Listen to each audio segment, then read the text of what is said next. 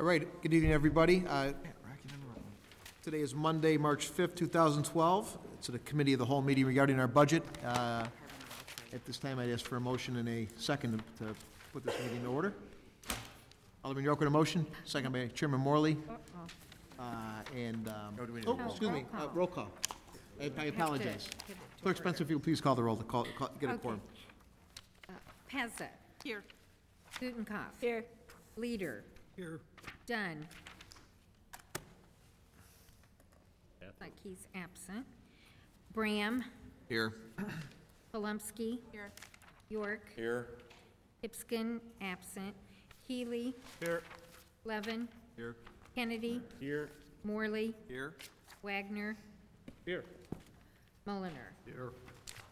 12 present, 2 absent. 12 present, 2 absent. We have an official quorum. And now we will go on to our agenda, which is our budget. City Manager Grabowski. Public forum first. We are having 2 public forums tonight because we had our city council meeting and we do have some people signed up for a second round. So Clerk Spencer, if you please indicate who may have signed up for. Thank you, Mr. Mayor. We have a couple of people that would like to speak tonight before we review the budget, and we'll start with Tamara Brenner, 137 North Caroline. Same rules, 3 minutes. Doctor, always good to hear from you. Thanks. Going back to the assistant city manager position, which is going to be discussed in tonight's budget at some point, I have a couple of specific questions I'm hoping you guys are going to address. First of all, it was my impression a couple years ago when the assistant city manager was put into position that there was a transitional position that was going to be temporary to facilitate getting our new city manager.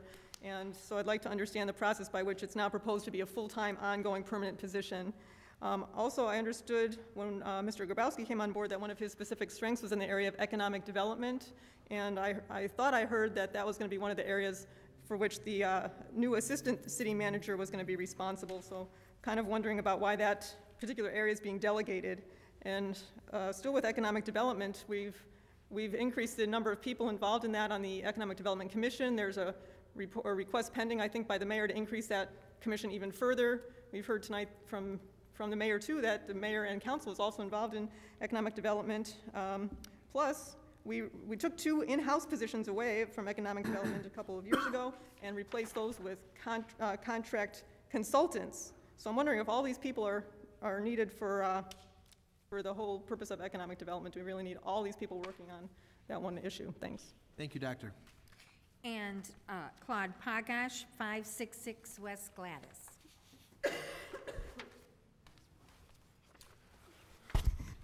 My name is Claude Pagach, live at 566 West Gladys.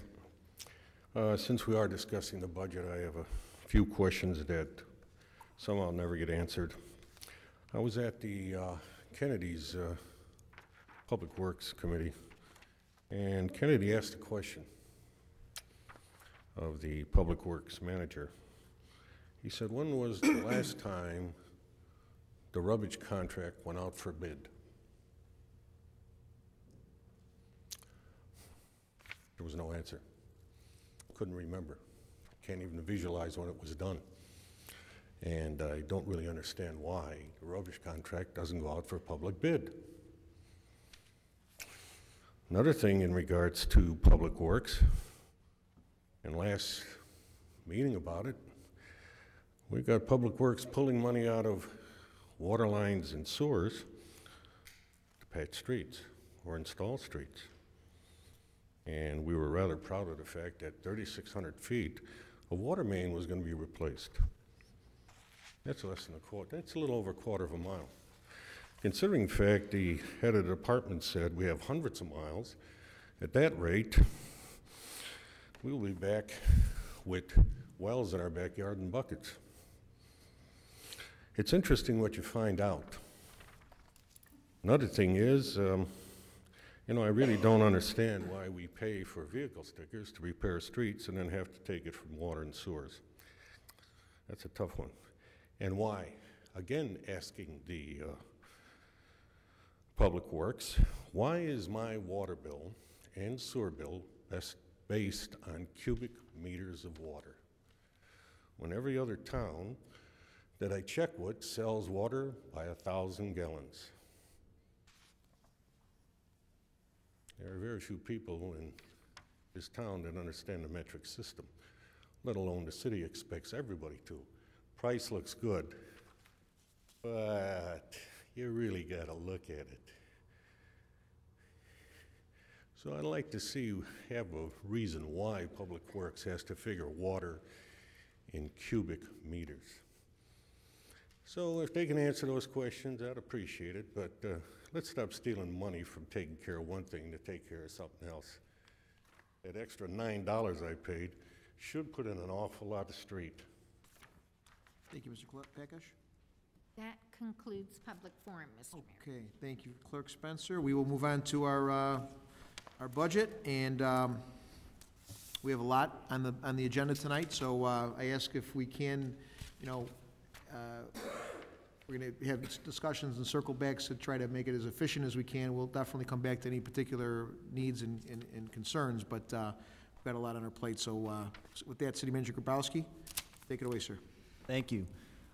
We left off with the trust and agency funds at the last meeting, and tonight we'd like to start with the library funds, which is page 187 of your budget under special revenue funds. With that, I'd like to introduce Sue Sadowski, who's president of the library board, and Mary Beth Camp, who is the library director, and I'll ask them to take it away.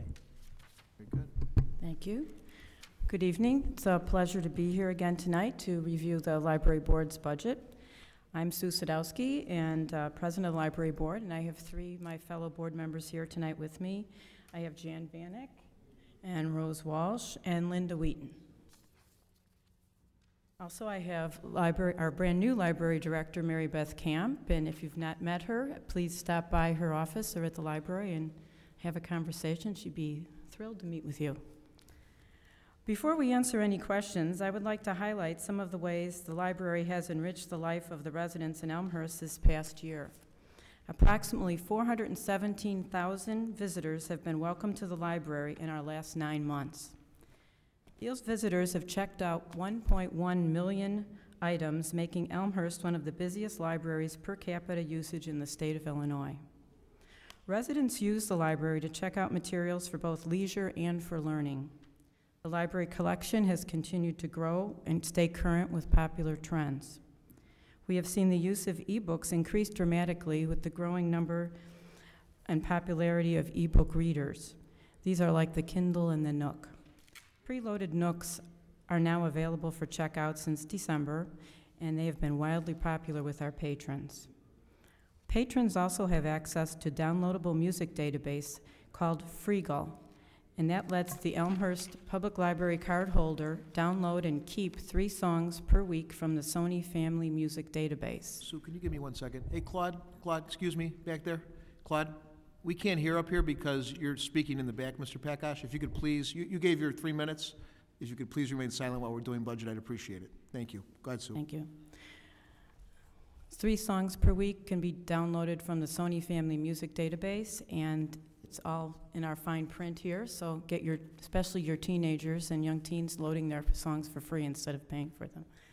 It's easy to think of a public library as a place where people go to check out items, but the Elmhurst Public Library is truly much more than that. The library has become the place in town to meet with friends or business associates, find a quiet place to work or study, or use a computer. Community groups have used those meeting rooms 207 times in the past 9 months. Having meeting rooms that are free and accessible is definitely a plus for these groups that contribute so much to the quality of life in our town. During the past 9 months, the library has educated and entertained thousands of children and adults with myriads of programs. From the littlest story time, which caters to 1-year-olds, to programs for the often elusive teen segment of our population, to the many interesting and informative programs we offer adults, the library has something for everyone. Program attendance has reached an all-time high. I'd like to highlight a few of our more popular programs. Summer reading is always a big hit with both kids and adults. Last summer, over 6,000 participated in summer reading. The children especially enjoy summer reading and are always excited about the possibility of winning a great prize or donating their little gold coins to projects like Heifer International or earning a book for completing the program. Winter reading was also extremely popular this year. Our Reading is Sweet theme attracted over 1,200 children. During high school finals week, over 400 students came to the library to study. We provided snacks and drinks and also hired teachers available from the district to assist students who needed extra help. The Elmhurst Reads program continues to be a community-wide event. We include local businesses and other community organizations in an attempt to get everyone excited about reading the same book. This year's theme, Elmhurst Reads Mysterious Tales, will also include a feature by a visit of a famous Chicago author, Sarah Paretsky. Look in your latest issue of fine print that we left up on the dais, and it will tell you more information about the great programs during Elmhurst Reads Week, or month, excuse me. Last year's focus, you'll remember, was on the Civil War, which was hugely well received. The Elmhurst Public Library continues to achieve award-winning recognition in national library rankings. This year, we received 3 out of 5 stars again in the Library Journal's annual review of public libraries.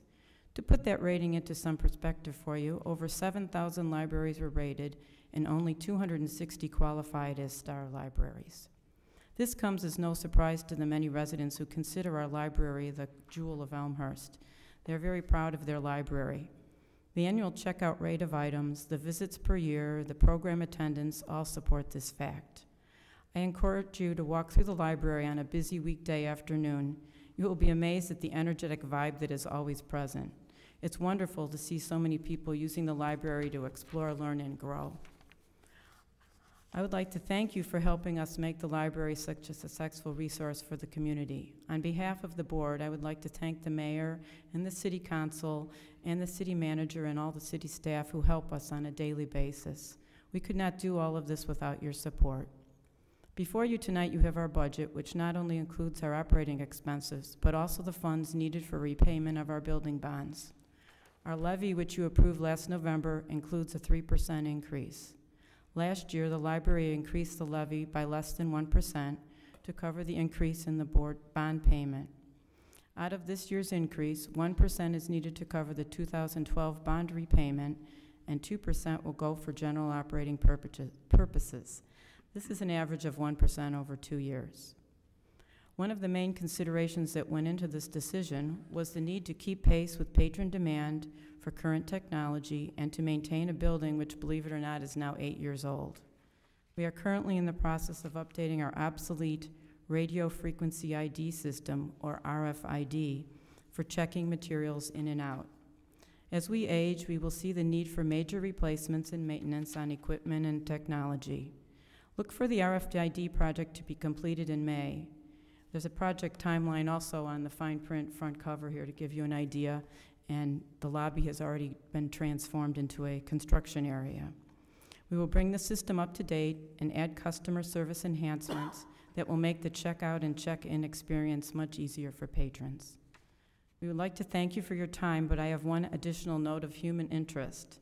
Since we brought up the St. Patrick's Parade on this Saturday, our own Cheryl Moore, our public information manager, and 2 other of our employees, Bronwyn and Susan, are also in the court. So we have a queen and 2 of her court that are working at the library.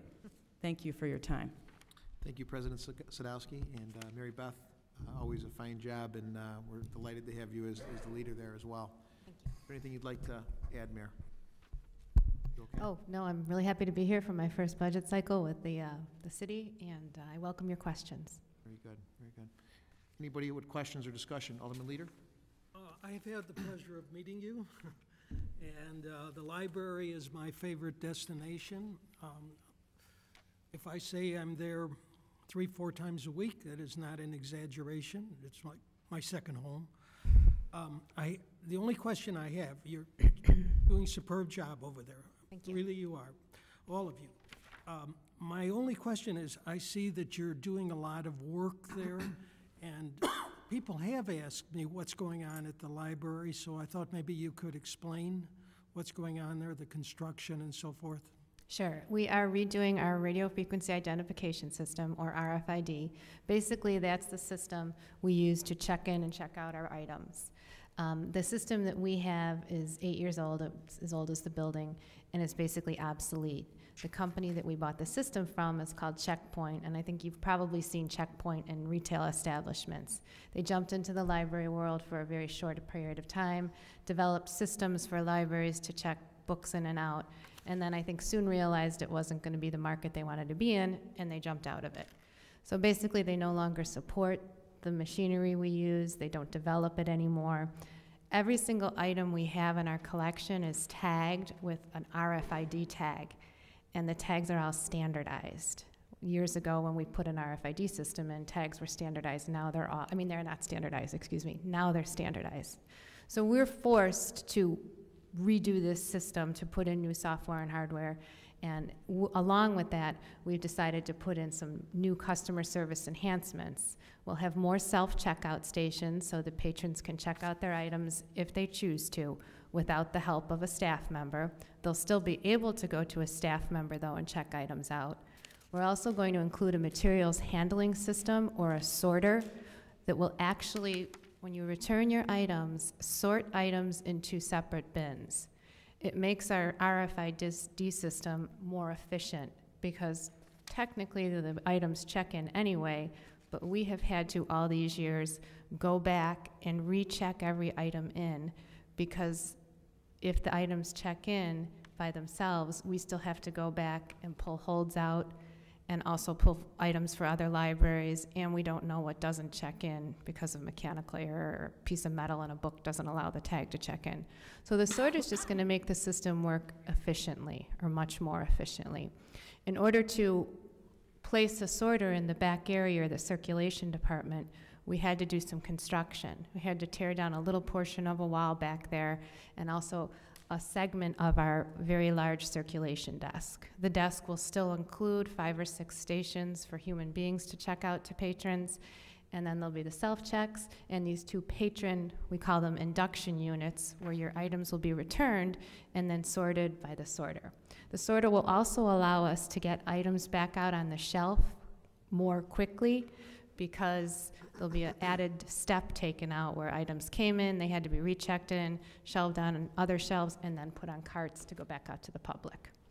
So the construction is only expected to last about 4 weeks. It's really not, there's not a lot going on back there. It looks bigger than it is, but we chose to put up this very large construction wall to keep the area safe, to keep patrons away from it completely, and staff members too. So I think we're about a week into it, and we're expecting about 3 more weeks. Well, thank you. It sounds very exciting. Thank you. It's going to be even more fun for me to use the library. Yes, definitely. And we actually put a window in too. We're putting a window in so that patrons and children especially can watch the sorter. So they do enjoy that. Cool. Alderman Levin. Alderman Leader, I thought this was your second home, but I'm very proud of our library, and I welcome you here. I've had a pleasure of meeting you also. I just have 2 questions. One of them ties in to the RFID. It's on page 194, the last line, line 8098. I just wanted to get some, I have 2 questions. The first one is I want to get some additional explanation of the miscellaneous equipment line. Last year, I think $375,000 of that amount was for the RFID, and we projected for 2012, 2013, $50,000. Now that's gone up to $318,000. So the first question is that part of a rollover from what was not used before? And then the second question is, it goes into 2013 and 14, and is that still tied in the RFID, because we're at $145,000 there? Actually, the 2012-13 includes the sorter, which is about $198,000. The sorter was approved, or part of the sorter for this project was approved after the entire project was budgeted last year. So we're putting that in May. So there's $198,000, not all of it carried over from last year into this next year. And then there's some additional projects included in their capital projects. We'll be possibly replacing a phone system, and there's an additional money in there for things we're not sure, machinery breakdown or such.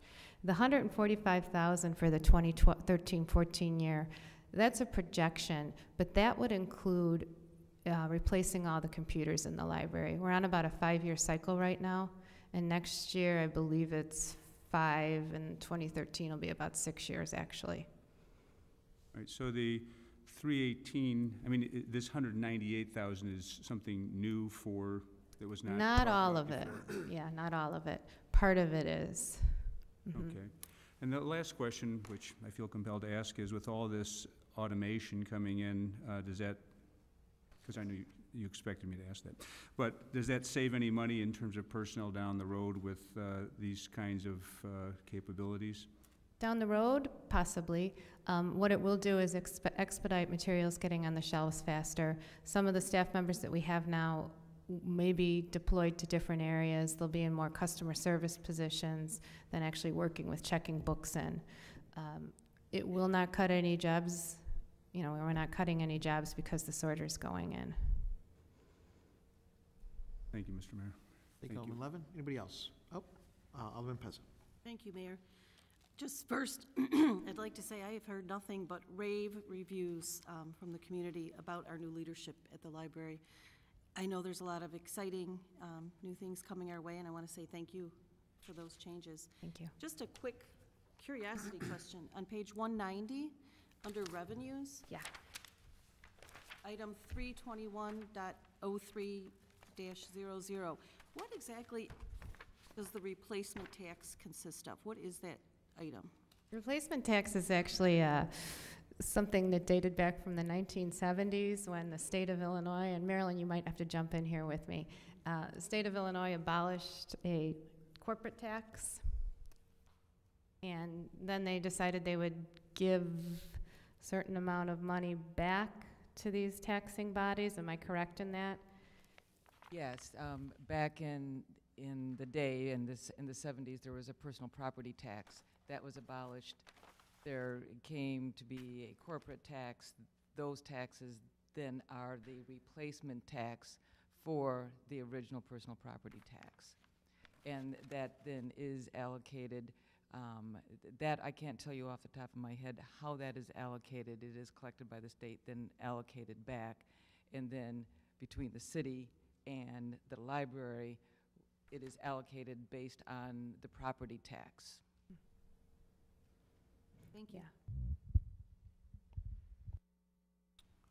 Alderman Gutenkopf. Thank you, Mr. Mayor.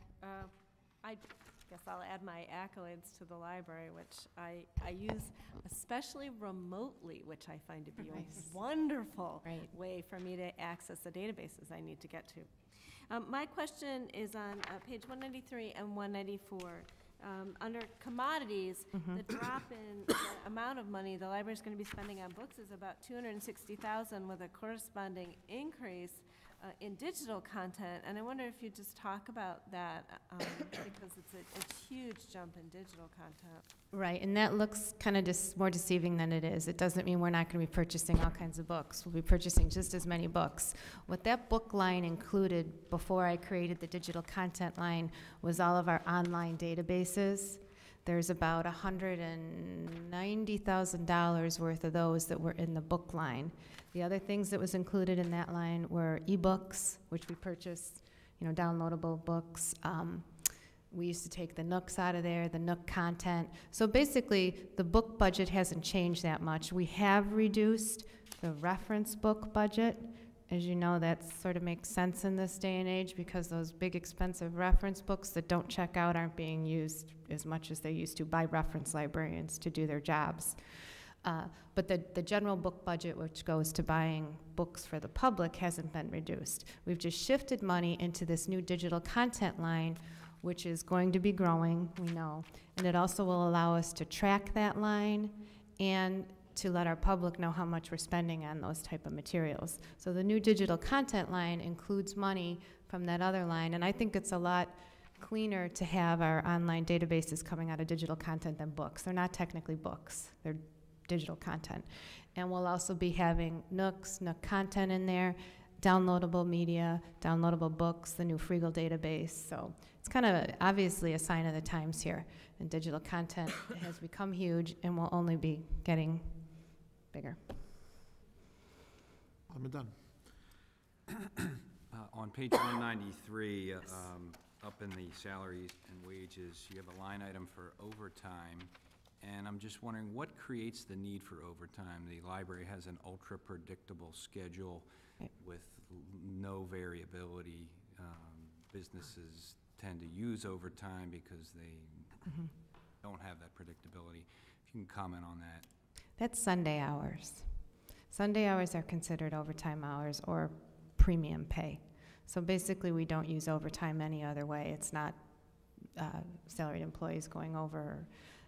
That would happen very, very rarely in the case of possibly a facilities worker if a storm happened or something and they were there for many hours. But that is Sunday hours.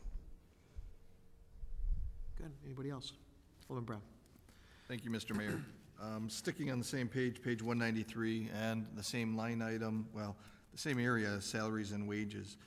I did take note that you're holding the line at 1.6 million for full-time employees, which is good to see from the overall budget standpoint.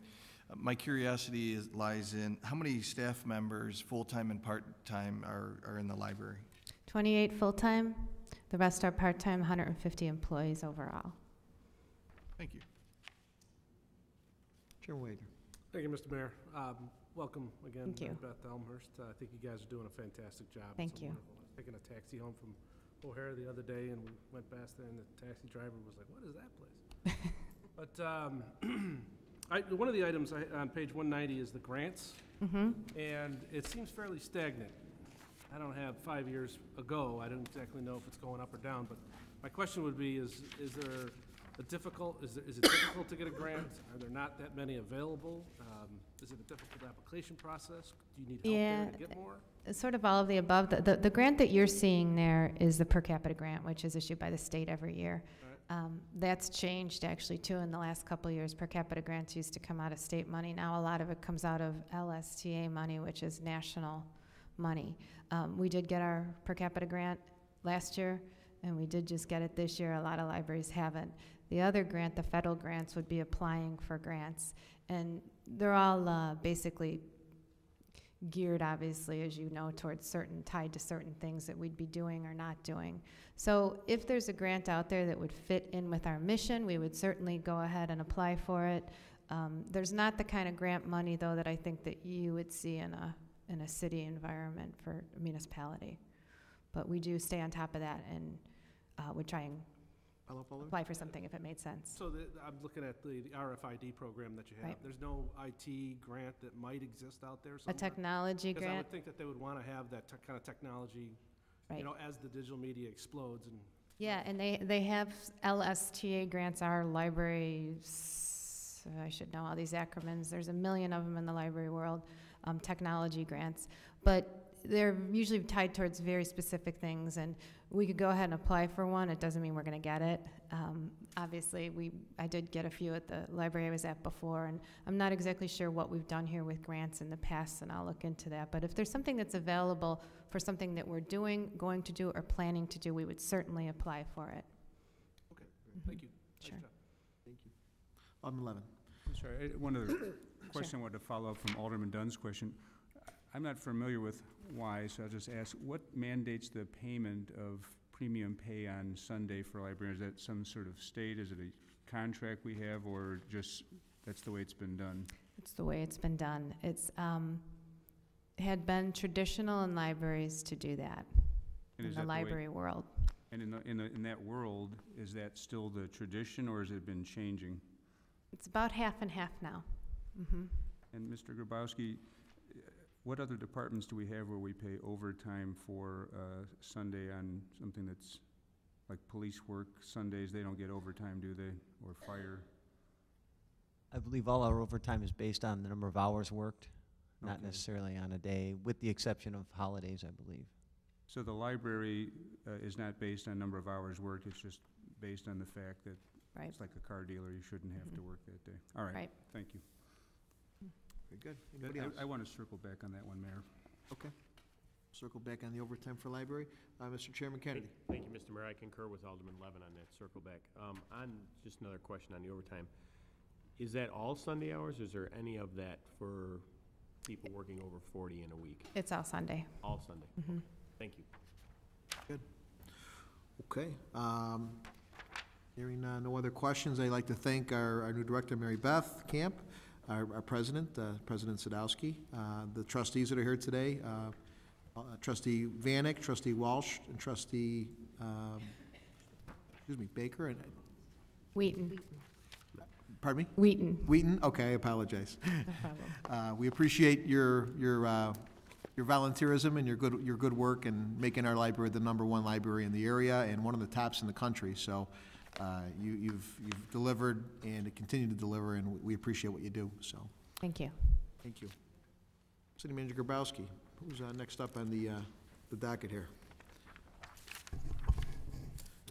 Thank you. Next, we'll be moving to the museum, so if you give us a few minutes to Okay. change folks at the table, appreciate that.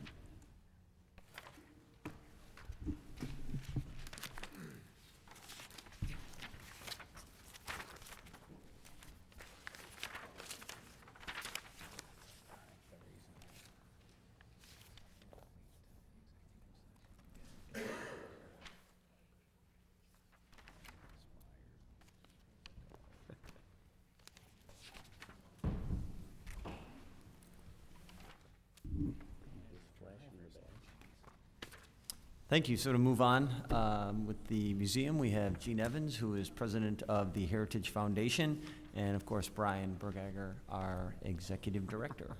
And with that, I'll turn it over to Gene. Thank you, Mr. Grabowski. Good evening, everyone. Thank you for this opportunity to speak with you.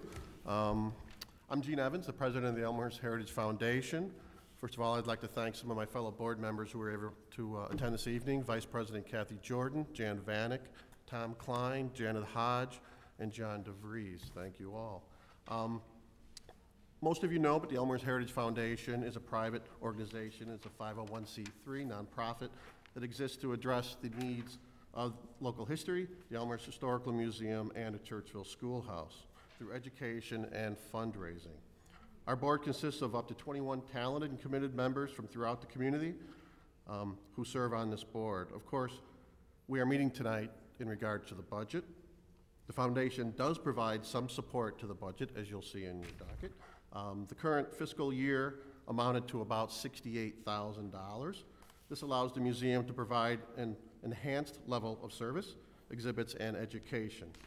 I've had some well-meaning people in the past ask me if the foundation can run the entire board. It's not possible with our current level of fundraising and endowment. The fundraising efforts from our Heritage Foundation members and donors does come from the fact that although the museum is a city department, they believe in the cultural and educational opportunities that a strong museum and Churchville Schoolhouse provide. To give you an idea, Denver Mayor John Hickenlooper remarked, for the city of Elmhurst, or for the city of Denver in this case, it's the government's role to let a city attain its cultural potential. Our cultural strength is the foundation of our financial future. In our own city of Elmhurst, we have new residential developments that look to attract and retain established professionals. These professionals are part of what social scientists call the new economy professionals. Our cultural institutions are a big draw for these types of folks and can make the difference to attract and retain them. I've had the pleasure of meeting a young professional family that visited our last summer's Toys in the Hood exhibit. It's a very successful exhibit. This family took the train from Chicago, walked up to the exhibit, commented on how much they enjoyed themselves, mentioned that they were looking for somewhere to raise their young family, and asked for recommendations for lunch. We hear and see these anecdotes all the time, that the cultural institutions here in Elmhurst are an economic engine. Some of these options that we're going to explore on foot that they mentioned were also the art museum. This type of story is not uncommon, as I mentioned. As everyone on our foundation board is also a resident, we realize that the big picture, the focus that you have tonight. We thank you for your time. Thank you very much. Thank you, President Evans.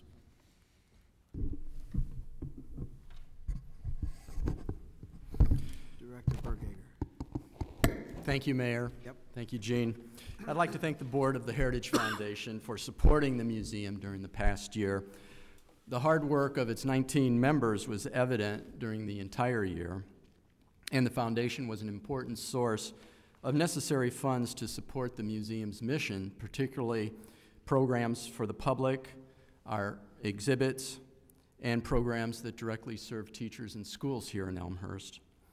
In 2011, residents and visitors to Elmhurst showed strong support for the cultural and educational services that we have at the Historical Museum.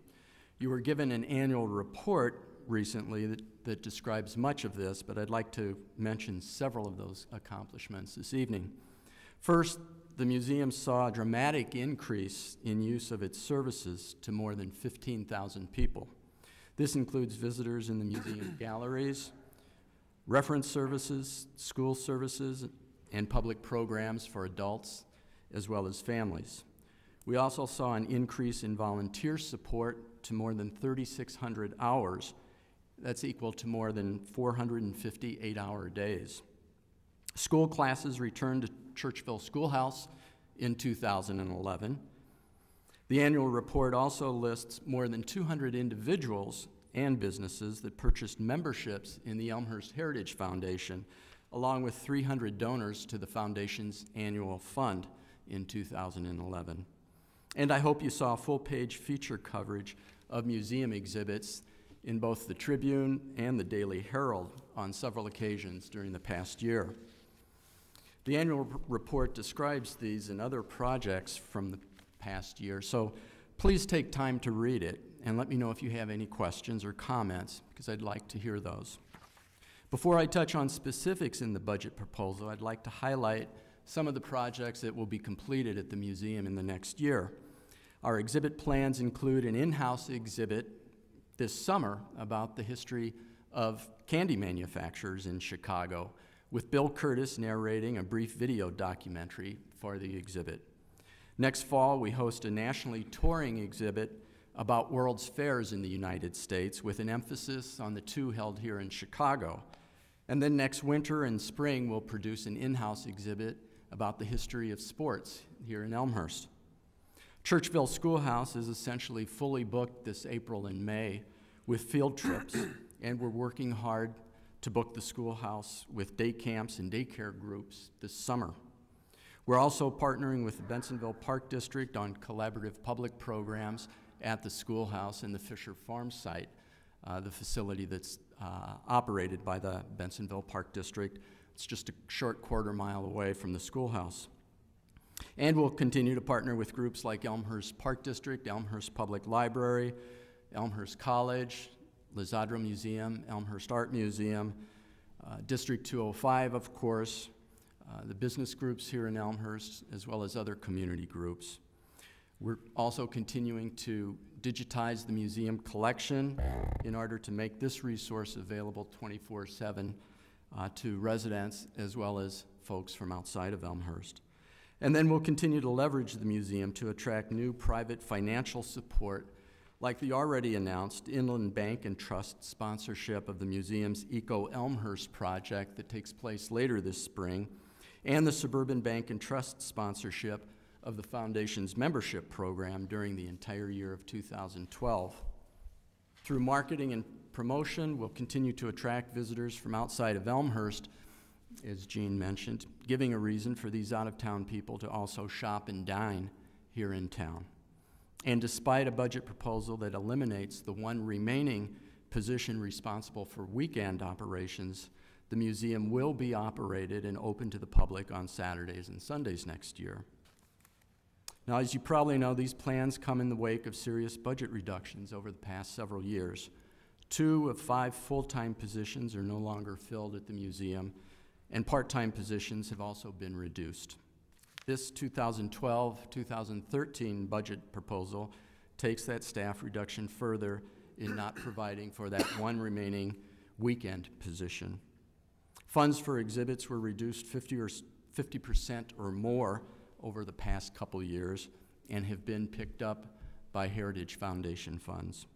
Funds for maintenance and repair have been reduced and work has been deferred, And funds for conservation and care of the museum collection has been deferred.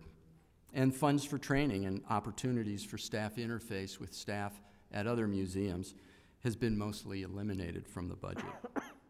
I particularly thank the museum staff and the Heritage Foundation Board for responding to this situation by looking strategically at the museum services and determining how to best allocate our limited resources while continuing to grow both our audiences as well as our private financial support.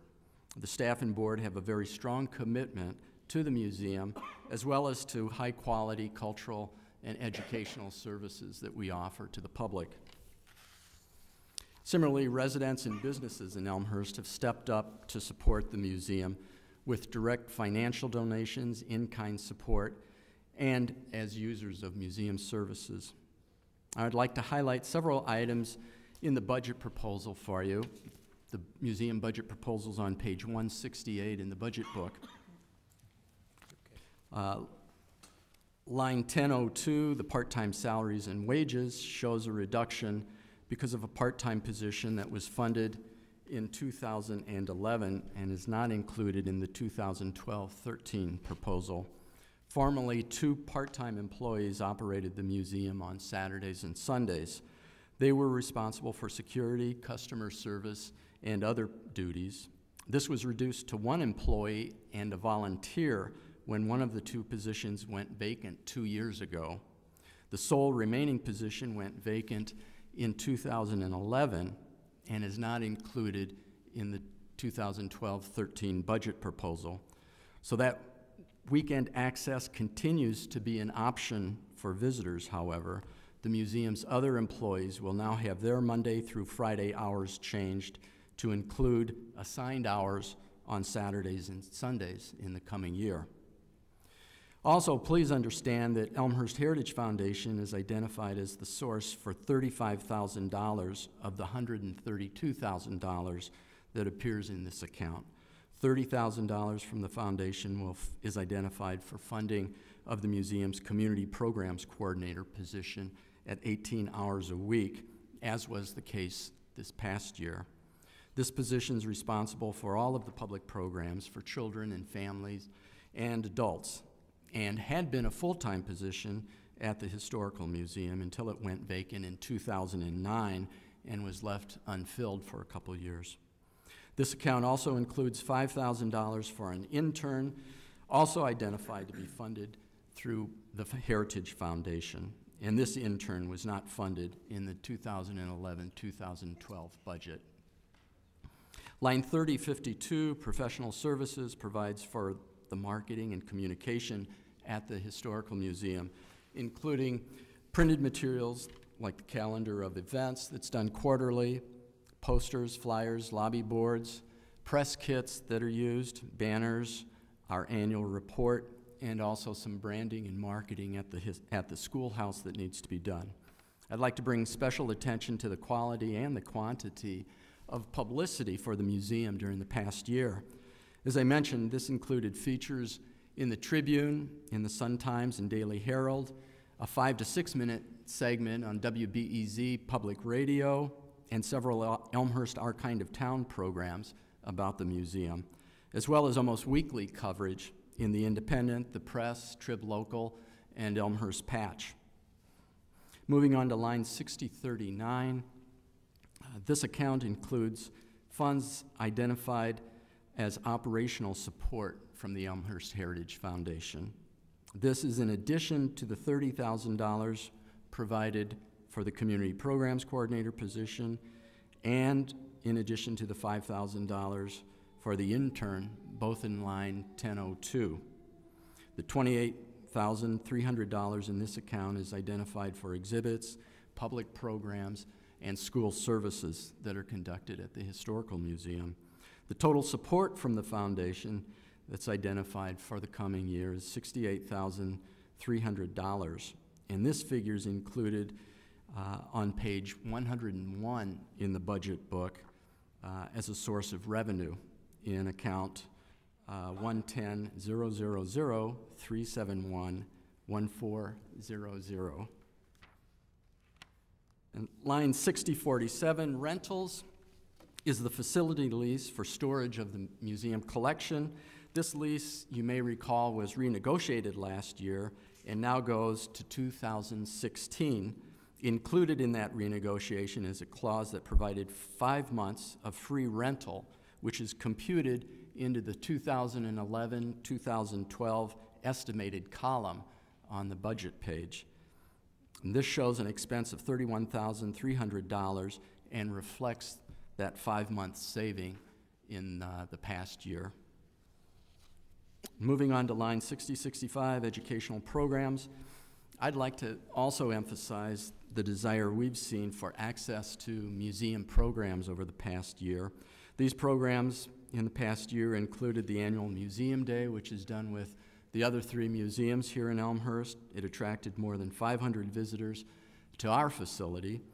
Our June Toy Fair extravaganza to kick off the summer attracted more than 700 visitors, many from outside of Elmhurst. These programs also include kids programs on Tuesdays during the summer that averaged 180 each day last year.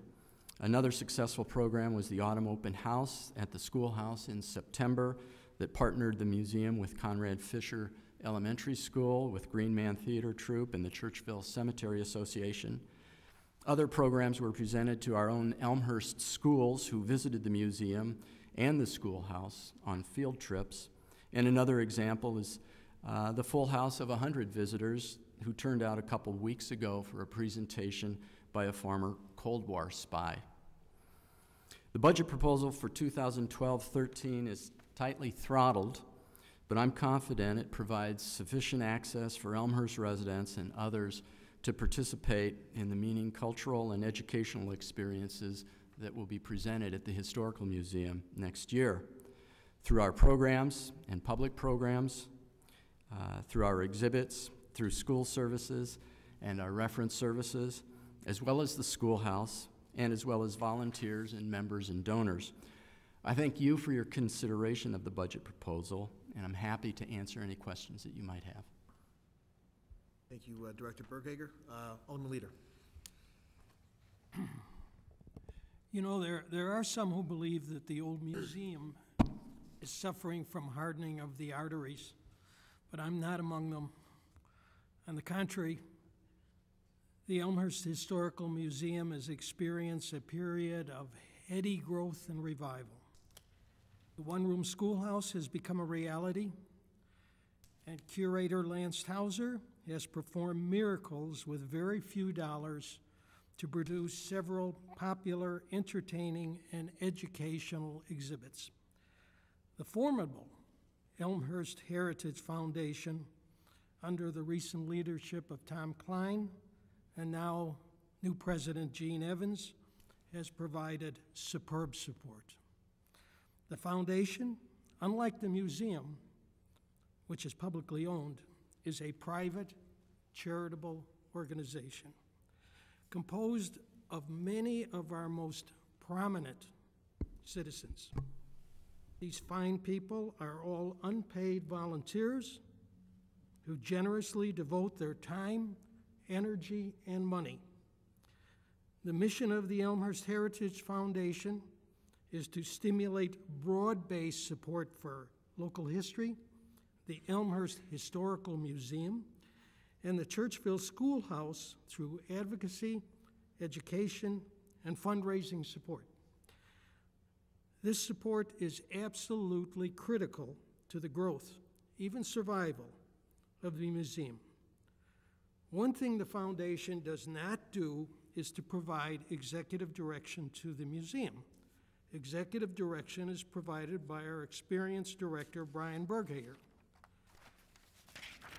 Speaking as a tried and true friend, I believe the museum has a bright future, provided we never allow ourselves to become slaves to a tired, routine habit of mind. We must always guard against an attitude that values the status quo, is opposed to constructive change, and lacks imagination and resourcefulness. I think that nothing is ever accomplished without an excess of hope, an excess of energy, an excess of passion. We must always have faith in the beautifully possible. We must never lose hope in the beautifully impossible. Museums are primarily educational in nature. As we generously support our schools, so we must generously support our museums. Museums introduce children to the world of wonders, the world of the imagination. It is primarily for the sake of our children and grandchildren that we should continue to generously support the Elmhurst Historical Museum. I ask that we do not lose sight that in this and future generations who live in a world where knowledge and the preservation of the wisdom of the past count for something. I strongly support the museum. Thank you. Oh, thank you, Alderman. Back something over here, sorry about that. Any other questions or discussion regarding the museum? Alderman Gutenkopf. Thank you, Mr. Mayor, and thank you for that presentation. I have a question about your capital line.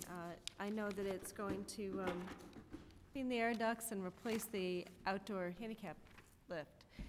I wonder if you could tell me how old the current lift is and what the anticipated lifespan of the new lift will be. That's in the capital line, which is Line 50-01. 5001. And that's a grant through the state of Illinois Museums on Public Property program. It funded replacement of the roof of the education center and will also fund replacement of the lift. We have some proposals on the lift, and that cost is going to be about $26,000. The current lift is over 15 years old and is routinely repaired. It's no longer serviced with replacement parts anymore, so parts are being salvaged from other installations.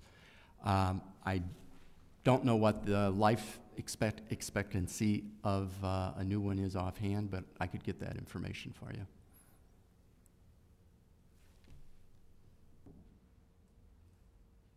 Okay, anybody else? Questions, discussion? Alderman Brown. Thank you, Mr. Mayor. I first want to start out, and I said the same thing last year. The last 2 to 3 years, I've seen great improvements with the museum's exhibits and their attendance that went along with it. So I want to, give kudos to Lance and, Gene, Brian, everybody who participates and makes that happen, because I've been very impressed with the quality of exhibits over the last 2 to 3 years. It's been much improved, and attendance follows that. Brian's presentation actually answered most of my questions that I've had highlighted. The 2 questions that I have remaining goes to the salaries and wages. What is the total full-time and part-time employees? I know you stated that one is being reduced in this budget from part-time. What is the total of both for full-time and part-time? We have 3 full-time employees and 5 part-time employees at the museum. 3 full-time, 5 part-time? Yes. Okay.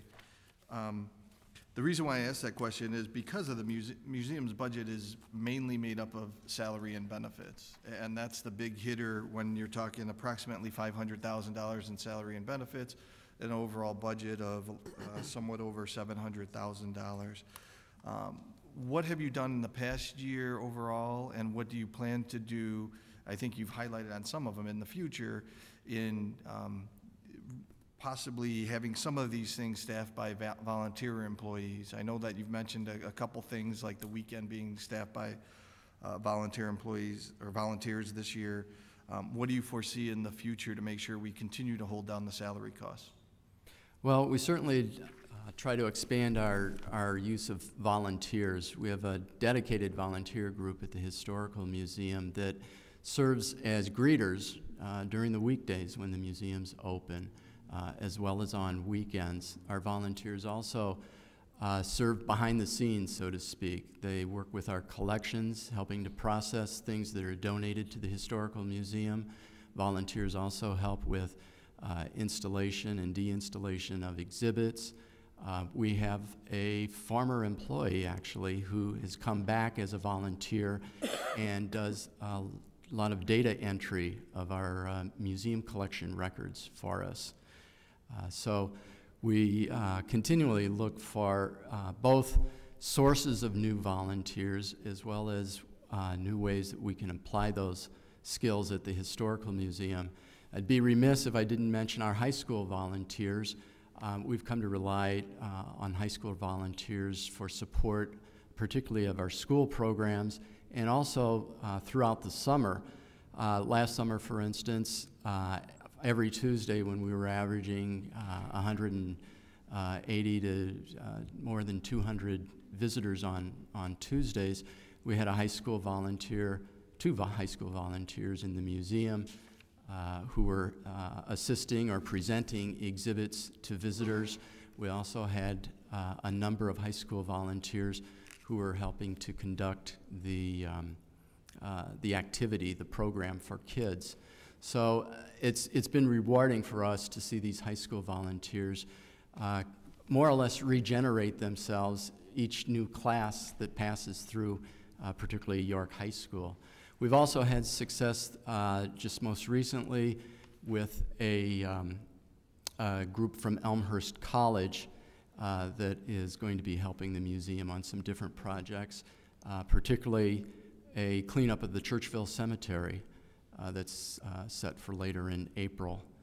The museum certainly has needs, and we've been resourceful in attracting those volunteers to help with those needs. We're going to be advertising for additional volunteers, something that we do regularly throughout the course of the year. You may have seen with your water bills in the past a flyer that explains volunteer opportunities at the museum. So we hope to be doing that again in the very near future. Last question. You mentioned the revenue stream from the foundation being $68,000 this year, and maybe this question is more for Jean. My question is, over the last 2-3 years, the revenue stream from the foundation has significantly increased. Do we foresee that continuing on in the future due to the large donations that have come from the foundation? And as well, on page 100, the program fees seem to be at a steady revenue of $3,000 over the past few years. What do you think we can do to improve that revenue stream as well in case we see a decrease in the foundation's revenue? I can answer the foundation's involvement and future involvement.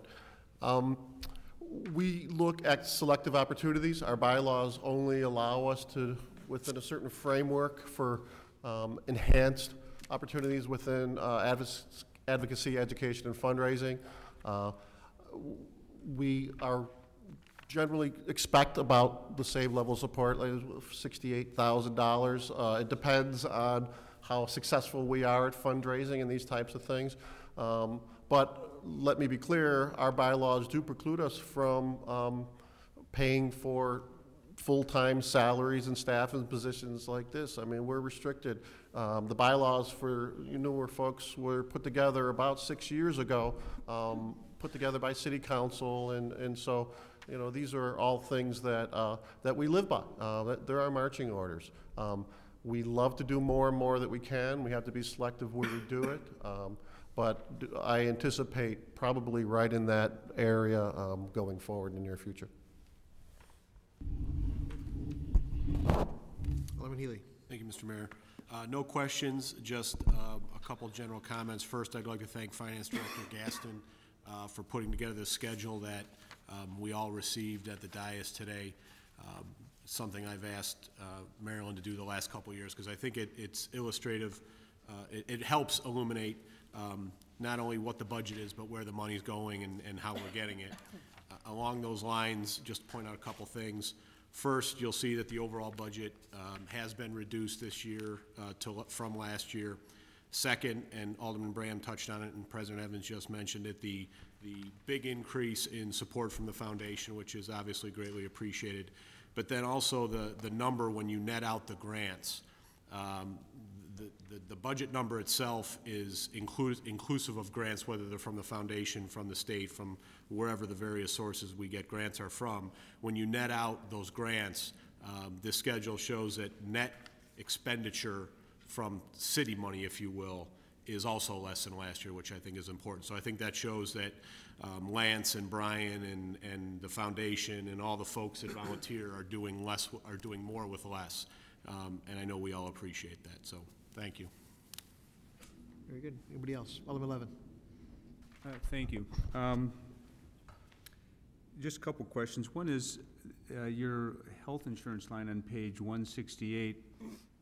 Not that I'm complaining, but it looks like there's about a 40% decrease, and we'd like to apply that across the board to other departments. I'm wondering how you achieve that. Finance Director Gaston, could you help me with that? Wellness program, working out a lot? Just kidding. No brains at the Y all the time. Page 168, line 2004. Is it related to decreased employees or a change of policy that?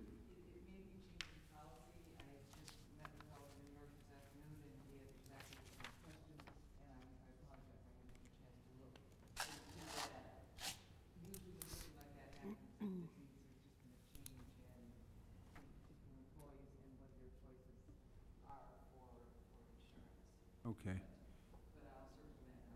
Yeah, because it'll tie into, I think, a couple other areas we may be looking at in other departments. The other question I had is, when other communities use the one-room schoolhouse, are there any charges that are attendant to their use, or is it part of a free offering? The use of the schoolhouse is fee-based for other schools. There's a $5 fee per child with other schools. Bensonville is not covered by that policy. As you may recall, we have an agreement with the Village of Bensonville in exchange for the provision of water service as part of that renovation project. There's a pool of funds that can be spent down by the village for services to Bensonville schools and organizations. All right, and to the foundation, good work as always, Gene, and all your members. Very good. Alderman Pezza. Thank you, Mayor. I'd just like to say I think the good news is the cat is finally out of the bag, that the Elmhurst Historical Museum is a happening place. I'm glad to see all the PR, fabulous exhibits, very proud to have it in our community and to be a supporter. And I'd also like to hear Brian's answer to Alderman Bram's earlier question, if we could. Sure. Alderman Bram had a second question about fee-based programs, and we're continuing to move into greater fee-based programming at the Historical Museum. The schoolhouse is an opportunity for that. I mentioned the $5 per child fee on that. I'd also like to follow up on Mr. Evans' answer to the question about fundraising and the foundation. The foundation is really an exciting organization right now. It covers the demographics that support other organizations in Elmhurst.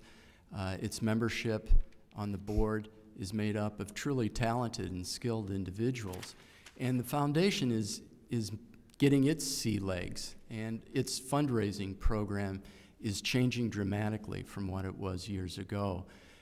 We're now much more focused on developing relationships with potential donors of major gifts, with donors of bequests and other planned giving. We're seeking sponsorships from businesses and other community organizations. Memberships play an important part in that fundraising.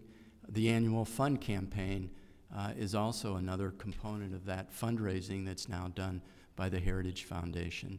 And then the third, or the last component that I'd like to mention is event fundraising. Many of you attended the 50th anniversary celebration that the museum had a number of years ago, or the dinner that we had in recognition of City Manager Borchert's retirement. Event fundraising also plays a big role in the fundraising plans of our organization. So all of those components are coming together in an exciting way, and I have no reason to expect them not to succeed in the future and not to grow and become even more successful. I'd also like to thank each of you. Many of you are members. Many of you have also made personal gifts to the annual fund, and that's truly appreciated. I thank you on behalf of the museum and the foundation. Thank you. Anybody else? Chairman Wagner. Just one last one here. Sure. Brian, I may have missed it, so I apologize in advance. But it's on page 169. It's the last item. It's the data processing services. The 2011-12 estimated is $39,340. It shoots up to a projected value of $88,310. It shoots up again to $123,160. Data processing service. What is that? Well, I'll try to answer that. That's an interdepartmental charge, and it's based on the number of personal computers in the department. Under the current methodology, the museum would have been charged in the 2012-2013 year $44,000 for its share of IT expenses. However, there's a new allocation based on the number of PCs in each department, and so the fiscal year 2013 charge is $88,000. There's basically been a change in the way that that interdepartmental charge is prorated out. Finance Director Gaston might be able to clarify that even more. I know we acquired some new PCs, but I didn't realize that.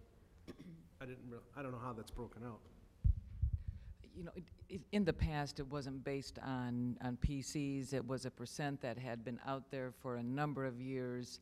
And now we feel that we need to be a little bit more sophisticated in how we're allocating those costs. So this is a brand new methodology of allocation that actually the finance group along with the IT group decided this is the basis that made sense, that IT spends their time when they sit back and look at it. Yes, they have major projects that they're working on, but day to day, how they allocate their time, it's based on how many computers are out there. I call, I have a problem. He comes and fixes it. Brian calls and has a problem. People come and fix his. So that's the basis that we're allocating it on. The fluctuations year to year, like you mentioned, the second year out, it goes from 88,000, then it goes up to 123,000. That's based on what actually is in that budget for IT. And next year there is an allocation of 650,000 for a new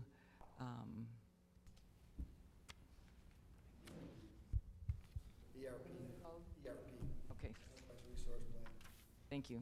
A new ERP system. So that is then going to be allocated to all the departments. So that is a line that truly is out of, for the most part, not within the control of a department manager. Does that answer your question? It does. It doesn't sound right to me as the problem. That's okay. I get it. I trust you. Thank you, Marilyn. Thanks a lot, Brian. Any other questions or discussion for the museum? We have a gem in our town with the museum and with the Wenham Schoolhouse, which, you know, I think it was delightful for us to actually get that completed. It sat for many, many years, and just like we're going to be cutting ribbons here in the near future for businesses, it was great to cut a ribbon on that facility that was actually built when Abe Lincoln was a congressman. I believe it's the one of two in the state on its original site. So we do have a lot of gems here. We've got good people, good resources, great volunteers that step up and help.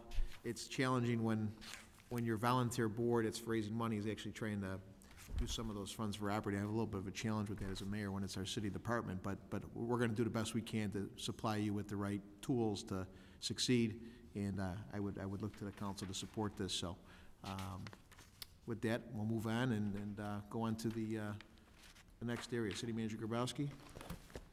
Thanks, gentlemen. Thank you to all the board members that are here, volunteers. Thank you.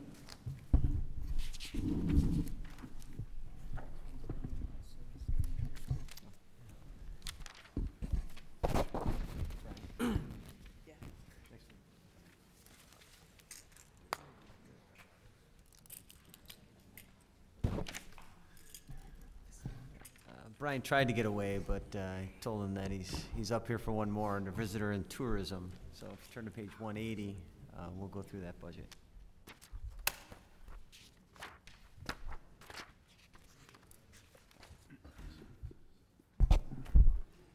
Is that 180 or 189? Yeah, 180? Okay. Tourism, 180. 180.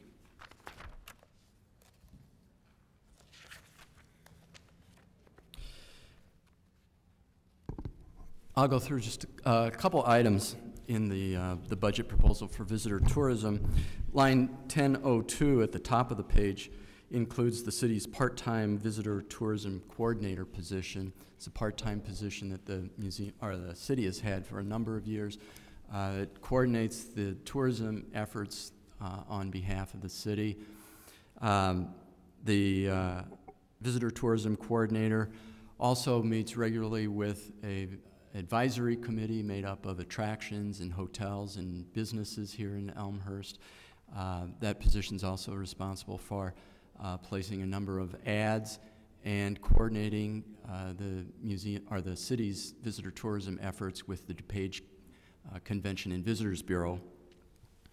And line 6037 is the city's membership in the DuPage Convention and Visitors Bureau. This membership affords the city to participate in discounted advertising with the Bureau and inclusion in printed visitor guides, group tour guides, and event planning guides that are published by the DuPage Convention and Visitors Bureau. It also gives Elmhurst a presence on the Bureau's website. So I encourage you to go to the DuPage Convention and Visitors Bureau website to learn more about that organization and how the city of Elmhurst is able to partner with it. We see to it that Elmhurst's hotels are regularly featured in all of these materials in order to attract overnight leisure and business travelers to Elmhurst. We also help ensure a presence for Elmhurst attractions and shopping on the DuPage Convention and Visitors Bureau website and in its printed materials. Line 6045 consists of funds for advertising the city, its hotels, its attractions, and its retail shopping. Ads are placed in regional and area-wide publications that reach both the overnight market as well as the day tripper market. And some of these publications are Windy City Guide, Chicago Parent, Midwest Living, Northwest Quarterly, and special newspaper inserts. Overnight travelers to DuPage County have many choices for hotels and services, so we attempt through our efforts to distinguish Elmhurst through its close location to O'Hare and Chicago, as well as through the small town charm that Elmhurst is able to offer. A number of those other items in the account under other expenses, I think will be covered a little bit later in the administration. Or should we go through those now? Okay, we'll just open it up for questions. Very good. Questions, discussions on visitor and tourism? Alderman Polomsky. Thank you, Mr. Mayor. I just want to go back to the memberships, line 37. You mentioned the Visitor Bureau membership. What other memberships are included in that number? That figure is only the membership in the DuPage Convention and Visitors Bureau. And then I guess the other is really more of a comment. I just wonder if there's an opportunity to, in the future, align this with economic development, planning and zoning, to maybe see if some of these efforts aren't overlapping. I'm not sure, but I don't know what the history is on how these run separately, but okay, thank you. Any other questions, discussion? Alderman Gutenkopf. Thank you, Mr. Mayor. Alderman Polumsky kind of introduced the question that I have, which is if you could talk a little bit about how Visitor and Tourism coordinates with City Center, Spring Road Business District, some of these other associations in our community that is doing a lot, the Chamber, to promote Elmhurst, and how these responsibilities are divided up. Well, the Visitor Tourism Coordinator meets regularly with an advisory committee that's made up of representatives from the Chamber, from City Center, from the attractions, from Elmhurst College, and other contributors to the visitor tourism industry here in Elmhurst. We also provide support for cooperative ads that are done, for instance. In the past, we've done some ads in the Chicago Parent publication, which is geared obviously to parents. And we've been able to partner city dollars with dollars from City Center, for instance, and dollars from other museums in order to increase the impact and the presence of the Elmhurst community in those types of ads. The Visitor Tourism Coordinator also regularly meets with the City Center Board, and particularly the Marketing Committee of City Center. She also participates with the Spring Road Business Group, and is an ambassador to all those organizations community-wide on behalf of the city's visitor tourism efforts. The person you're referring to is Marlene Tegmeyer, who's like, I call her the Energizer Bunny, because she's like, keeps going and going, great lady, and full of energy. Follow up, Alderman Gutenkopf? Yeah, when you say we partner with, does that mean that there's some cost sharing on advertising, that some of this 25,000 is contributes to, say, the City Center advertising campaigns? Are we paying for part of that through this? Is that what you? No, my reference was, for instance, to an ad where the city visitor tourism effort would place an ad, and City Center would also place its own ad in that same publication. So we coordinate that way. The visitor tourism ads that are placed promote the entire city of Elmhurst to visitors. We're here to promote and market City Center, as well as the attractions located throughout town, as well as Spring Road and other areas of town. So we, through the Visitor Tourism Office, don't focus on marketing or promoting or placing ads for specific businesses or specific areas of town, so to speak. More general. Also, real quick, I just thought I'd add, because it kind of ties into what Alderman Gutenkopf's asking. With this membership, I know we were not a member for a little while because money was tight, and you know, but we negotiated their fee down. This was back when City Manager Borchard was here. Almost, I think it was in half. And but you know, the buying power with this group allows us to buy ads at a much cheaper rate.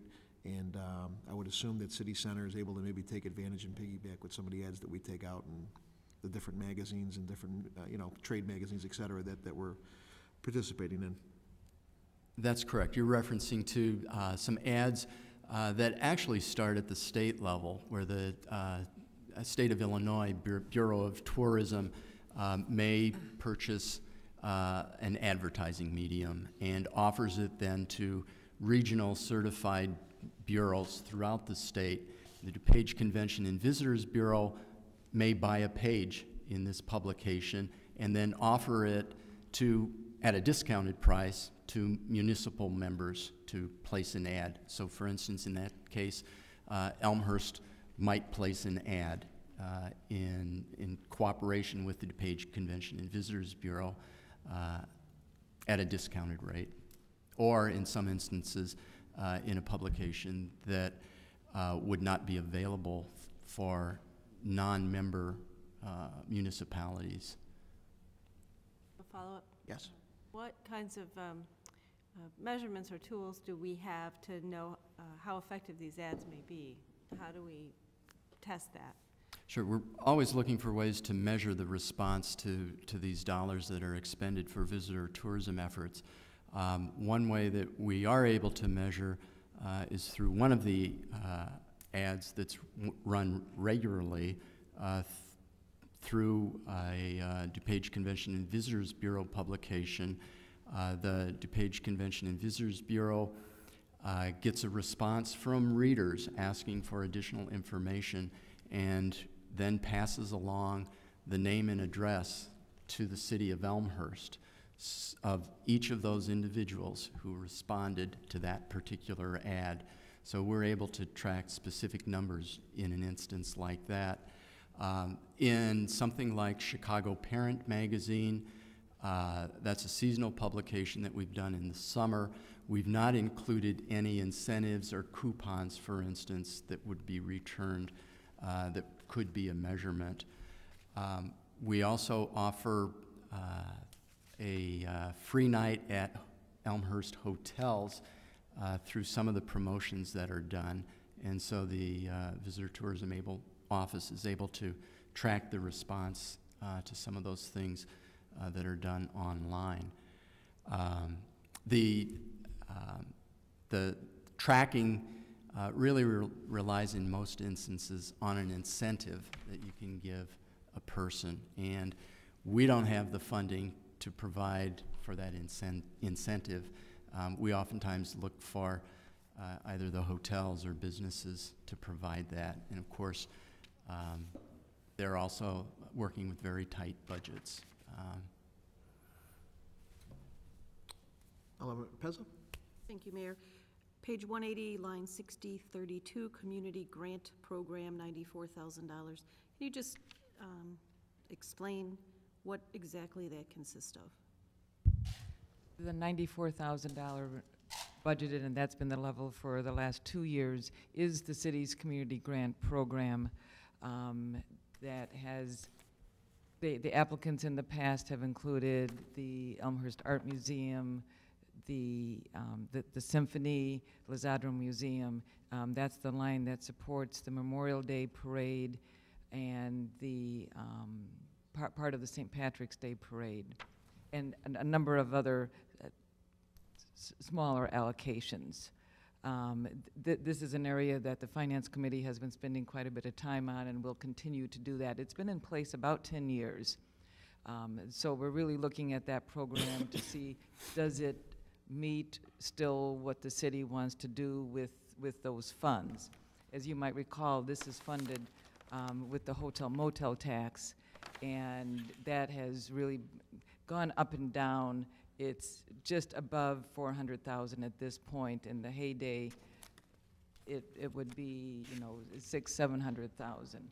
So we've just seen it sort of stay even. So that's why these dollars have stayed the same, because we look at that as a direct funding source for this particular fund.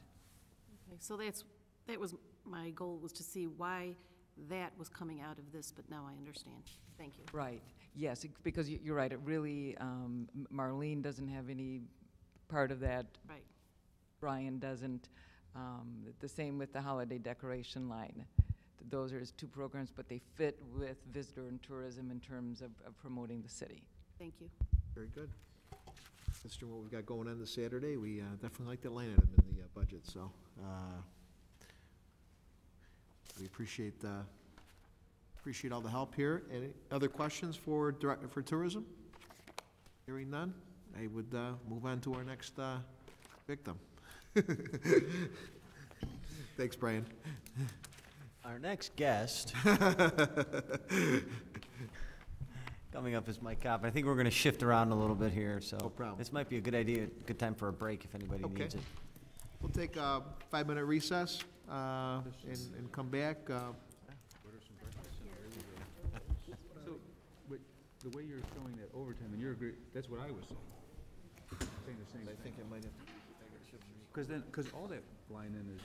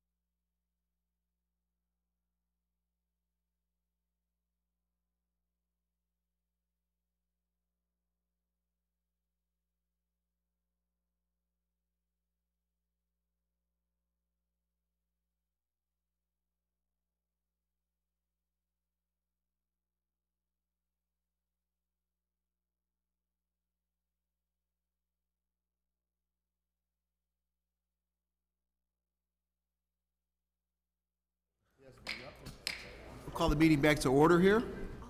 And I just would like to, while people are sitting down, just to express that we do have some time with this budget, and because we are running late, I would like to set the time limit at roughly 10:30 with the idea of hopefully getting through item S if at all possible. So, and I would, does that sound correct? We're an L. L right now? That's a long jump for 20 minutes. Do you want to try and get through? Can we get, 15 minutes? I don't think we need to go through every single line item, but if, as we were in the previous ones, but if, unless we see it fit, but if we could go through these and hopefully get to that goal, great. Otherwise, at 10:30, we'll call it and we'll come back and we've got next Monday as well. Whatever the pleasure of the council is, certainly Very we're good. here. Thank you. We can do this as expedient or detailed as you like. Mike has some highlights on a number of the items to go through here, and if you have questions, we're happy to answer them. Michael. All right, first we got the Board of Fire and Police Commissioners. They're responsible for the hiring of police and firefighters and the discipline for firefighters. There's not a whole lot of highlights on here. It's pretty much standard as it has been in the past. If there's any questions, I'll be glad to answer them. Mm-hmm. Are we skipping the other items? Page 118. We're on 118 item. Board of Fire and So Police we're Commission. skipping L and M? No, we're on L right now. We're on L right now. We're on L, Board of Fire and Police Commissioners. Because we're looking at a different agenda. Yeah, Maryland had sent out a revised agenda.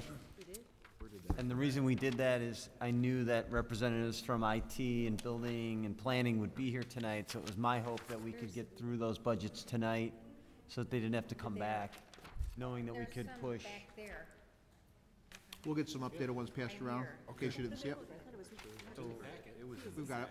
We threw that one away. That explains on how we're gonna get through S. Now I get it. And maybe that makes the explanation better, how we're gonna get through this. Now I get it. So, Those are updated that Tom Trozine. so updated agenda item L. I've got the right one. Thank you, Tom Trozine. Any questions on Board of Police and Fire? Found it. I need it. Thank you. That's page 118. It's on page 118. I've been prepared all night. Hold on. Alderman Wagner? Thank you, Mr. Mayor. Just to confirm, there's three commissioners, That's correct. and a part-timer, or that's just? No, the part-time salary is actually, each commissioner gets $500 per year. The full-time, it's a portion of a HR person who supports the Police and Fire Commission. Thank you. Alderman Pezzo. Page 118, line 3036, legal fees and additional counsel. I did see the justification. It says changes to the commissioner's rules and regulations. Is that something we do on an annual basis, or is it a review, or what No, exactly is that? It's a review. This has actually been going on for probably 3 years now. It's a pretty arduous process to try to make sure everything gets done the way it should be done. And just recently, Illinois state legislators changed the rules on hiring firefighters. There's a statewide process now, so that's got to be implemented into our rules. So every time we think we have it completed, something new comes up into the process. So it's been a long process. So it's an update to? An update to the rules, and actually it's got to get published, and it'll come to the city council for approval when it's done. Okay, thank you. Good question. Questions? Alderman Mulliner? You good? Okay. Any other questions, discussion? Time is ticking, so we'll move on to HR. The Human Resources Department continues to support the city's mission, strategic planning by managing employee and labor relations, recruitment and staffing planning, staffing management, training and development of city staff. HR also administers a city's risk management program, and the highlight for this year is the 3052 item, where you'll see an increase that allows for the compensation study. And this study will look at the total compensation for all employees, both union and non-union. And this is something we haven't done for probably over 30 years, looking at both union and non-union. We've updated a few times in the past, 91 to 2000 and 2003 and 4 we did it. Professional services, the sale item also includes an increase in training dollars for organizational development for the management team. Any questions? Questions, discussion? Alderman Morley. Thank you, Mr. Chair. What are we hoping to get out of the compensation study, our net?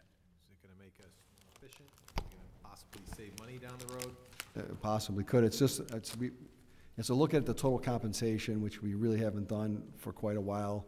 2003 and 4, we looked at it for the non-represented employees, and we continue to maintain it, but that was 8 years ago now.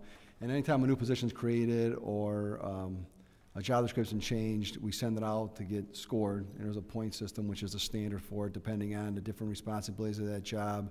Different points are administered, and therefore there's a range of salary for that.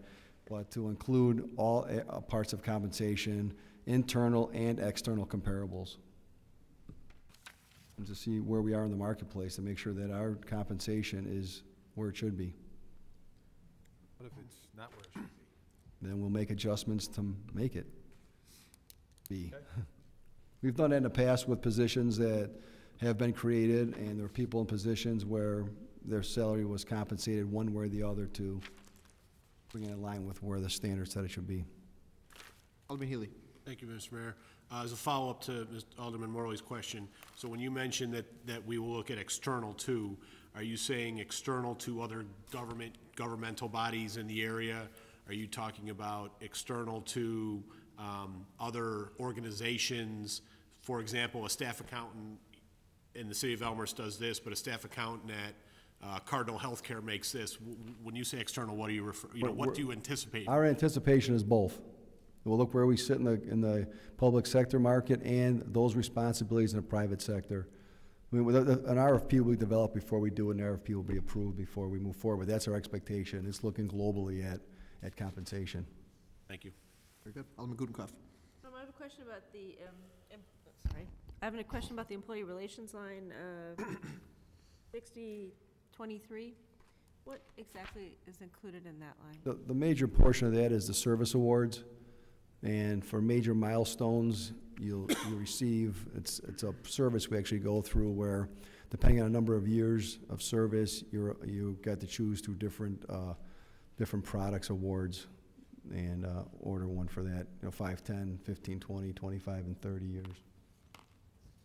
So does the variation between what was budgeted and what's projected for the fiscal year that we're currently in reflect a varying number of employees who are eligible for service awards? Yeah, that also includes a couple other things. If there was like an employee event or retirement, that type of thing, where we have a luncheon for retirement or flowers for sick or that type of thing like that. So it does vary a bit up and down depending on who's getting the awards and other things that are happening. Thank you.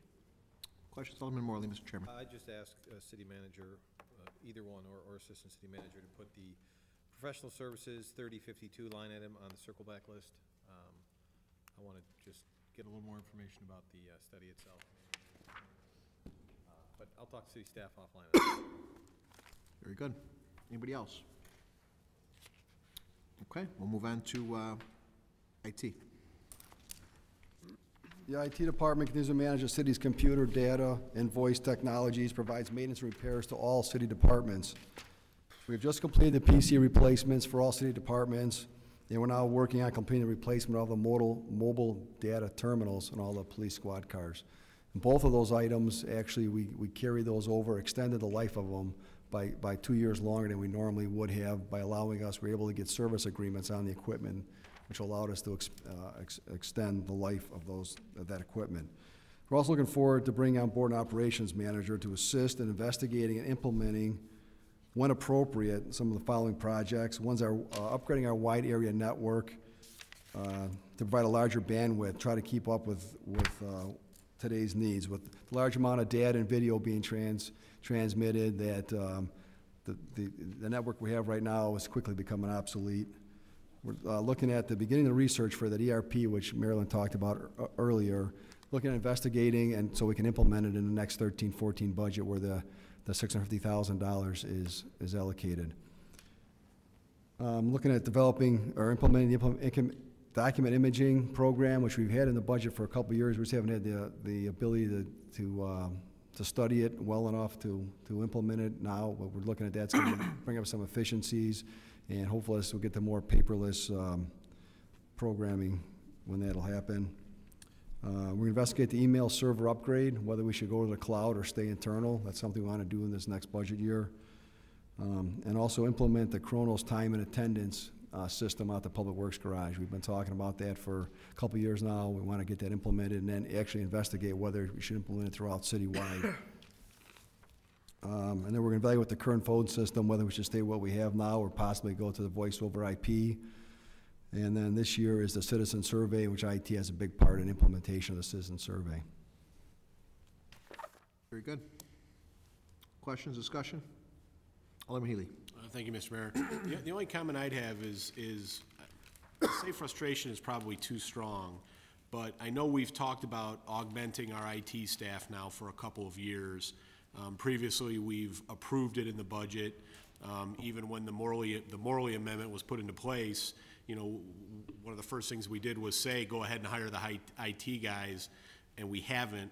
Now, I know that the Northern study played a part in that, but I firmly believe, and I believe many on the council do, that there is real efficiency to be gained by improving our IT systems, and it's in the budget again, and I'm very supportive of it again. I think we got to get it done. Just to be honest with you, I think you know, the help is needed, the help is warranted. We want to do it. Let's do it. Thank you. Yeah, we've been talking about that. I know City Manager Grabowski has been, you know, being new on board, studying the study that came from NIU. We've talked to the Finance Committee, and we're looking at the alternatives, how to implement it. Because I would just say, in the real world, if somebody told me I could go out and hire somebody that I needed badly, I'd find a way to get it done very quickly. I would challenge us all to try to do the same thing, and let's realize the sooner we get this person on board, you know, even if we got to make changes later on because of the NIU study or something the Finance Committee is doing, fine, we can tweak it, but if you get the person on board and get them working, you can make changes later. I appreciate that. We are in need of that help.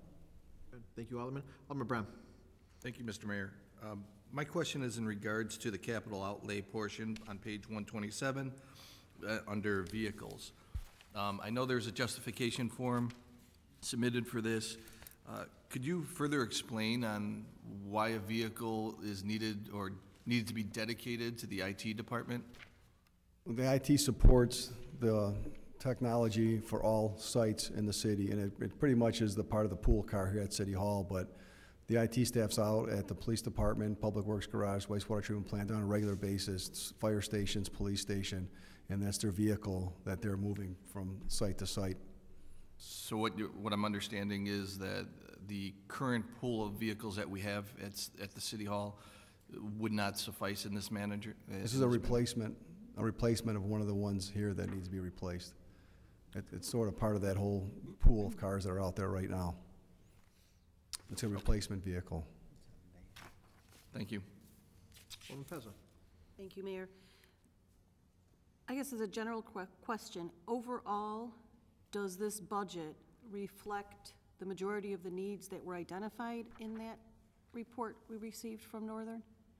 Or just a small portion, or how does this budget reflect the needs they suggest? Yeah, it does on the staffing part of it, and a big part of the NIU study was the operations, the administration of the IT department, and the strategic outlook of where we move forward with it. And a lot of it is going to be dependent on just department heads working together and developing the strategy for IT and how we use our IT, and looking at it from the user end, not just from the IT part of it. And so that's pretty what the study looked at, how we move forward with technology and what's the best use for it for the city of Elmhurst, so that the building department's not looking at some type of software that doesn't tie in good with the engineering department and vice versa. So get down to the user end and say, is this working for what we need to provide? And that's about a big part of what the study talked about. But it does talk about the staffing part of it. That's all in here.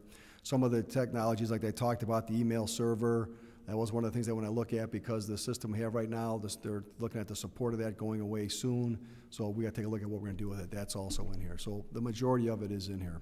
Okay, thank you. Anybody else? Alderman Levin. The only area I had questions on was the part of the capital outlay that Alderman Alderman Bram didn't have a question on.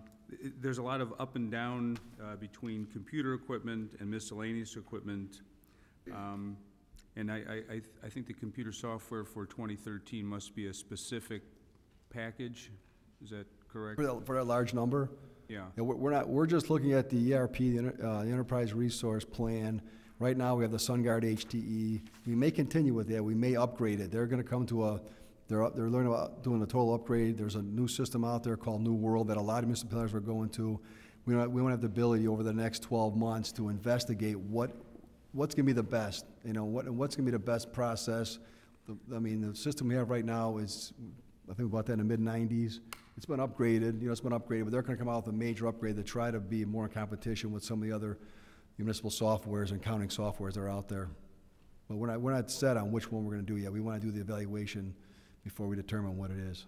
All right, and then the computer equipment and the miscellaneous equipment, are those allowing for, do we have a replacement schedule somewhere that talks about what we're going to be replacing and why there's a I don't need to know right now, but is there a specific schedule that exists somewhere? Yeah, yes, there is. I think it's one of the last pages in your budget book.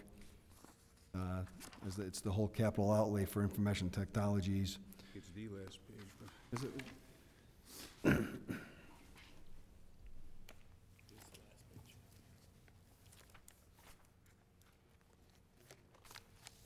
Okay, I'll take a look at it, thanks. Yeah. Very good. Anybody else? By the way, I just wanted to add, Sure. I do agree with Alderman Healy that even when the Finance Task Force was meeting that far back, there was a need identified to beef up the IT resource we have, and I think our director's doing a great job, and I would also like to see that supplemented directly. Absolutely. Director Stenson, thank you for your help back there, and it's definitely where we could save some money and streamline some services as well, too. Alderman Morley. Thank you, Mr. Chair. I do want to point out that there has been at least the addition of one person to the IT group. A couple years ago when I was in finance, we were pushing for at least one other person, so I believe it's gone from 4 approved up to 6, and we've hired 5. That's my understanding.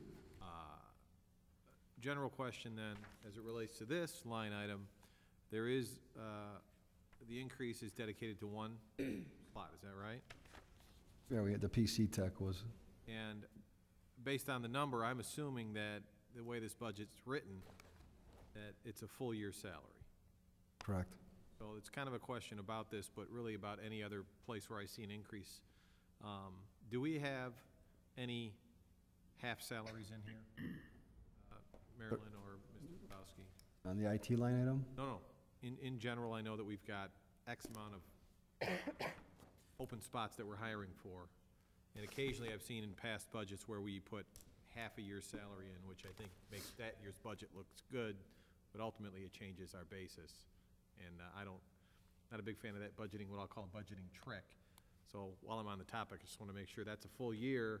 And is there anywhere else in this budget where I'm going to see a half a year of anybody? I don't believe so. Okay, thanks. Very good. Anybody else? Alderman Gutenkopf.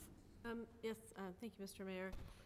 So in the computer equipment line 8003, I know that, I can figure out what we didn't spend it on by looking at the last page in the budget book, but my question is why? Is it that we realized great cost savings because we got equipment cheap, or did the project not go as far as we expected it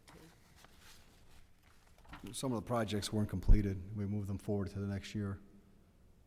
So we'll see these on the carryover budget? I think we just rebudgeted them. I don't. It was a mixture of both. The project to replace the police MDTs definitely came in under our budget. Oh. So that was a positive. But that one got finished and it came in 120,000 under budget? Correct. But an example of the live document imaging program, that was actually rebudgeted and stuff, so that one wasn't completed. So it was a mix of both. Thank you. Okay. Anybody else? Alderman Dunn. Just a quick question. We discussed the ERP system, which is slotted for next year. which departments will actually be users of that system? Is it purely financial? Will it extend to police and fire, public works? How far does that go in the organization? It'll be all the departments in City Hall for sure. We're looking at the following year going to the police records management system. The fire department will probably not be on it. They're going to stay on a firehouse software right now, but building planning, everybody in City Hall will be on that plan. And that's one of the things we sort of struggle with right now, and that's one of the upgrades that HD is talking about is the communication between like building and finance. When a permit is filed, does finance get that information to show that a permit was paid for whatever the dollar amount was? And it's not as user-friendly as we'd like it to be. It's great accounting software, but when you start putting in other departments, trying to bring those all together, it becomes a little difficult, and that's one of the upgrades that HD is talking about looking at, and one of some of the newer softwares allow. It's a much user-friendly, it's a Windows-based program, rather than right now, it's a green screen program we're working on right now, and if you use it every single day, it's a really good system to work through. It becomes difficult if you're not a daily user of it. So one of the major benefits will be, there will be a higher level of integration between the departments. Right now, it sounds like they're operating in somewhat isolation. I mean, or is interconnectivity? Correct. Interconnectivity will be easier. It's connected now, but it's the usability of it, where it doesn't just flow from one to the other. You have to go into these different screens to find out information rather than just flowing right across. When you put an address in, all the information on the address should come up, rather than go into the planning to make sure the zoning, whether it's correct, and then going back into the building to make sure it's correct, and the finance to make sure that the taxes are all paid, whatever it is. It's going in and out rather than just a smooth flow of information. Okay, anybody else? Questions? All right. We are at 10:30, and we didn't get to item S, but we will finish off here on this, actually on item N. So starting next meeting at item O and go through. Chair? Yes. Just real quick, if I might interrupt, I'm not sure if Than is here just for these last two pages, and if we could get it done in 3 minutes, he wouldn't have to come back next, or Bruce, I'm not sure, who's. But believe me, I'm all for cutting it short, but if these guys don't have to come back for another session. Sure. You guys okay? Yeah. We okay up here? One more line item? Okay. Item O. Planning, zoning, and development. Thanks, the highlight on that, which you'll notice, as Alderman Worley talked about, half budgeted items, personnel. What we did is, we had a person for half a year last year as a zoning assistant to Than as a zoning administrator. That is not in the budget this year. Than felt that he could handle the load as it is right now, but there's a lot of things going on with the Han Street development, Addison LLC, the possibilities, the TIF, the new TIF financing areas. And so there's gonna be a lot of stuff with the zoning, but Than said he should be okay for at least this year, and we'll move forward from there. The other line item on here is 3012, it's consulting fees. That's the portion of Advanced Lake Enterprises, Bartel, and Fines, all that's paid out of the planning and zoning budget. And then 3052 is, there's 50,000, 125,000 last year was 50,000 for the Got It campaign and 75,000 for TIF studies. Next year is 50,000, 25,000 is for the extending the Got It campaign, and the other 25,000 is for any need for any type of further TIF analysis that needs to be done next year. Good. Questions? Alderman Pezza. Thank you, Mayor. I would just like to add to the circlebacks, line 3012, consultant fees, 109,670.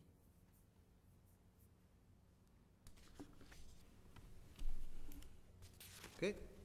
Anybody else?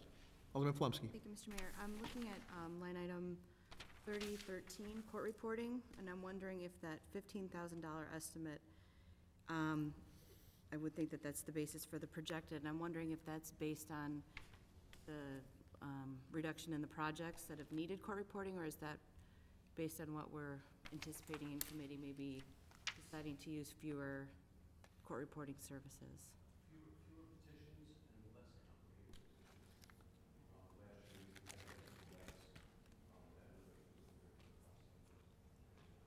I mean, if you look back at the actuals, it's more in line with the actual line item number that we've been using, or actually spending in that line item. Very good. Very good. Okay. Anybody else? Alderman Kennedy? Thank you, Mr. Chair. Related to the Got It campaign, is there a point in time we're going to be looking at assessing the effectiveness of that? And Yeah, we're hoping this year we can do some kind of campaign where we have some kind of measurement on it. This last year was mostly an education campaign. I think most people have seen the Got It or recognize the Got It. Some of the advertising we're doing right now is specific to, like, the holidays that come up. There was some specific for Valentine's Day. You'll see some for Mother's Day.